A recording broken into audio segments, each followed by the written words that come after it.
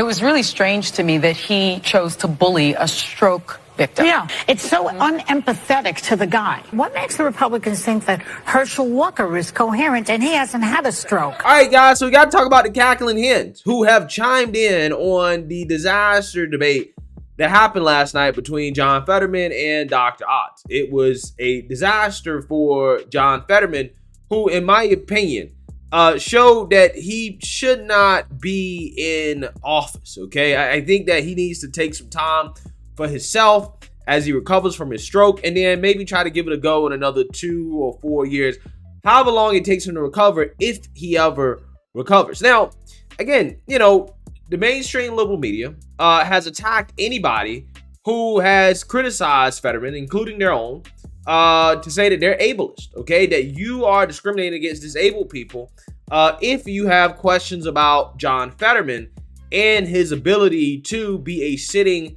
congressman. So it should be no surprise that the cackling hens on The View, who are basically Democrat Party propaganda artists at this point, they defended John Fetterman's disaster debate performance. However, the level of cope from the cackling hens here reeks of desperation as they accuse Dr. Oz of bullying John Fetterman during this debate. Take a look. The Republican Party is running a bunch of ads about showing Fetterman stumbling on things because of the stroke. What kind of a doctor is behind that? Aren't you supposed to do no harm? It's so unempathetic to the guy, you know? And I just want to say that Oz is very slick. He's a TV guy. Yeah. Remember that. There's another woman in Arizona, Carrie Lake, also a TV woman. So they're very slick, you know, and Fetterman's kind of like, you know, with the stroke and without the stroke, he's not as slick. But he has ideas and he has governed. Yeah. You know, Oz, and I know Oz. I mean, I've been to his house, and he has a part of him. You know, I called him one time to help with the recommendation for a doctor. He was right there for me. He's like Dr. Jekyll and Mr. Hyde at this point. I don't know which one is the real Dr. Oz. But voting for the slick person on TV is like voting for me. Don't vote for me for politics. I know how to work on television. That doesn't mean, that's the same thing. We had Donald Trump. Yeah. Now we have Oz, and now we have this Carrie Lake. Don't be fooled by that. It's really strange. It was really strange to me that he chose to bully a stroke victim. Yeah, exactly. Right? Like, he obviously was bullying him. And, you know, I don't think the people of Pennsylvania or the people in general liked that, because Fetterman raised $1 million after that debate.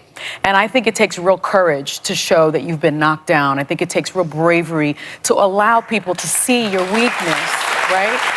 And we know that Fetterman's cognitive abilities have not been compromised. It's about expression that has been compromised. Aphasia, exactly. And, you know, this is a smart guy. He got a degree in public policy from Harvard, his master's degree. So this is not a stupid guy. No. This is a guy, as you mentioned, was governor of Pennsylvania, was mayor for many, lieutenant governor, was the mayor for many years, and as well, you know, has just led his life in public service. So why would you vote for the whack doctor, the quack? He's not really a quack. And not vote. No. Well, I mean, I was on his show many times, but he, you know, he really rode the line. He did, for money and power. Yeah, so I want you guys to understand. The View, these people are accusing Dr. Oz of bullying John Fetterman during the debate, in which I don't think there was any point in the debate in which Dr. Oz made fun of John Fetterman for his obvious medical condition. I don't think he really even brought it up. I think Dr. Oz just let John Fetterman essentially just, you know, put himself out there to the world and let people, you know, decide for themselves what they want to think about John Fetterman and his condition. But again, what I find to be fascinating about this is that these are the same group of people, right? These are the same cackling hens that just, a week or two ago was making fun of Herschel Walker, who also has a speaking issue, but doesn't have a cognitive issue. They were making fun of him, saying that he may have brain problems. Take a look. On the Fetterman conversation, what makes the Republicans think that Herschel Walker is coherent and he hasn't had a stroke? That's a valid point. I'm going to read to you what Herschel Walker said on climate change. He said, "We don't control the air. Our good air decided to float over to China's bad air. So when China gets our good air, their bad air's got to move, so it moves over to our good airspace, see? Okay, that's a very valid point. You get it?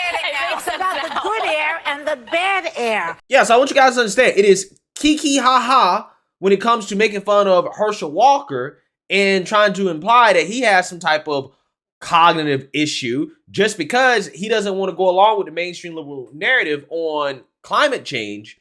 But, you know, when you have issues with John Fetterman, who, you know, appears to have some issues, oh my God, no, it's not a laughing matter. You're being a bully, right? However, here's the thing.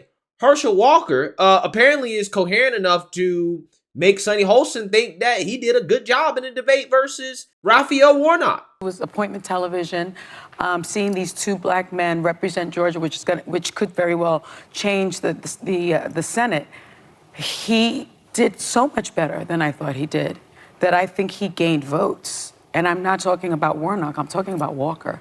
I mean, my father said, maybe he doesn't have CTE. That was one of the first things that my father thought in listening to the way he was able to discuss issues.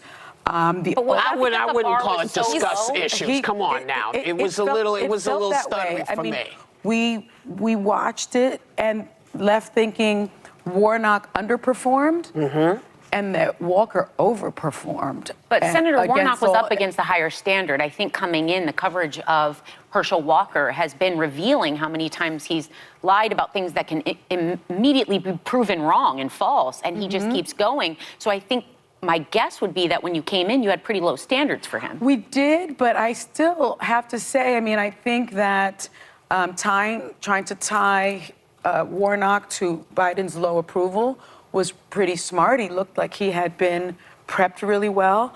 And ultimately, you know, we've got all of these voting restrictions in Georgia. It's going to make it very difficult for people to vote. Girl, I don't know what you were drinking when you watched that debate. I saw the clips, and I thought he sounded... Clips, but not the entire debate. I didn't watch the... No, because I was out with Whoopi. We were at the Wine and Food Festival in New York having a good time. But I saw the clips, and in the clips, he couldn't, you know, he didn't have a coherent thought. He couldn't complete his sentences, and he was lying again. And yeah, so you see that, you heard that. It's all a great time. It's a great time. It's totally fair game to criticize Herschel Walker, whom has some issues speaking, okay, and sometimes articulating his thoughts in a coherent way. Doesn't mean the guy's dumb. Doesn't mean he's unintelligent. He just simply has a stuttering problem.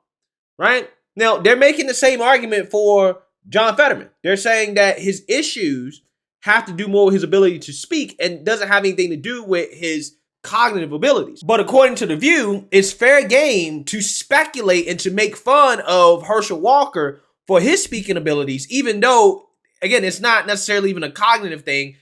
He just has trouble speaking sometimes. It's totally fun to make fun of him for that. But if you make fun of John Fetterman, right? If you say something about it, if you bring it up, if you say it's an issue, even though it's clearly an issue for The View when it comes to Herschel Walker, oh, it's out of bounds. You're a bully. You're bullying John Fetterman. Again, it's amazing how that works, right? It's absolutely amazing how that works. These people have spent so much time, and it's not just The View, but people like Eli Mustal, all these other people, they spent so much time calling Herschel Walker dumb, calling him stupid for the way that he speaks, saying that he's not qualified, he shouldn't be a sitting senator. But when it comes to John Fetterman, who had a stroke, by the way, we're supposed to have sympathy, right? We're supposed to have understanding for his situation. When they told us that, hey, it's not cognitive, it's just speaking, which is the same thing that's going on with Herschel Walker. Herschel Walker has not been proven to have any cognitive disabilities or anything like that. But it could be possible that he may be experiencing some issues from his days playing football. It could be possible. Again, not proven. We really don't know. And that's a medical condition. But again, no sympathy for that. No sympathy for the possibility that maybe Herschel Walker is having issues because of his days of playing football. No sympathy whatsoever. Free game to roast Herschel Walker, right? So why is it okay to make fun of Herschel Walker, but you can't say anything about John Fetterman, right? If you say anything about John Fetterman and his inability to speak coherently, you're an ableist. You're being mean. You're picking on disabled people. Well, the reason why is because one is a Democrat and one is a Republican. It's very simple. This is how the hypocrisy works of the left-wing liberal media. But the biggest problem with John Fetterman is not necessarily his cognitive, abilities or disabilities, if he has any. The problem is his policies. Because like you saw in the debate, we don't know what this man actually believes. Before, he was against fracking. He was against it. Now, all of a sudden, he's for fracking. And it's like, okay, well, which one are you for? He can't explain to us why he changed his position because of his apparent medical issue. So he can't really explain to us or articulate why he is involved in this issue. So what are we supposed to believe? There's also the question of crime. Because back in 2018, John Fetterman said he wants to get rid of cash bail, which has been a primary part of the progressive criminal justice reform that has led to the destruction of these inner liberal cities that are now being run by criminals and gangs. Okay, so again, there are questions about John Fetterman's policies. He also wants universal health care. He's totally fine with that type of socialism. There's questions about his policies that are much more important, in my opinion, than his inability to speak. However, I don't think it's out of bounds to say that, listen, a guy who can't clearly articulate himself, he can't clearly form a coherent sentence, I think that maybe, just maybe, he should wait a little bit longer before deciding to be in public office, right? Especially when we're not getting much transparency from him and his medical team in regards to his actual condition. I don't think that's out of bounds. I don't think that you're bullying him by simply stating that, okay? Because, again, it was totally fine to have these questions about Herschel Walker when he does not have any type of medical condition to suggest that he has a cognitive disability, but that did not keep people like The View, people like the mainstream liberal media from picking on the guy and speculating that he may have some type of cognitive disability and laughing about it. So again, this right here is the height of hypocrisy from the mainstream liberal media, and I don't care that they want to accuse people of being ableist or whatever. I believe in equal opportunity criticism. People who are disabled or allegedly disabled, because they speak out of both sides of their mouth, they say, well, John Fetterman is not disabled, but he is disabled, right? They can be criticized. Again, especially if you're running for office. The same way we criticized Joe Biden, the same way that Herschel Walker was criticized. John Fetterman is not above criticism, just like Joe Biden is not above criticism. Herschel Walker is not above criticism. Having a disability does not make you above criticism. And if your disability seems to hinder your ability to do your job, I don't think that is out of bounds for somebody to be concerned about that and say, I'm not necessarily sure if this guy is cut out for this job considering his disability. But in John Fetterman's case, in my opinion, it's not just his issues that he's having with speaking, is also his policies too, that I think, in my opinion, are probably not going to be the best choice for Pennsylvanians in regards to who they should send to Congress. Not that Dr. Oz is a very impressive individual, if I have to say so myself, not super impressed by him, but I'm just saying, at some point, right, you can't just hold your nose up and toe a party line when you're sending a guy to office that, again, in my opinion, clearly is not ready to be in office yet. He should take time and recover and to get his life back on track. Let me know what you guys think. Make sure you like, comment, and subscribe. Most importantly, share a Black conservative perspective. Peace.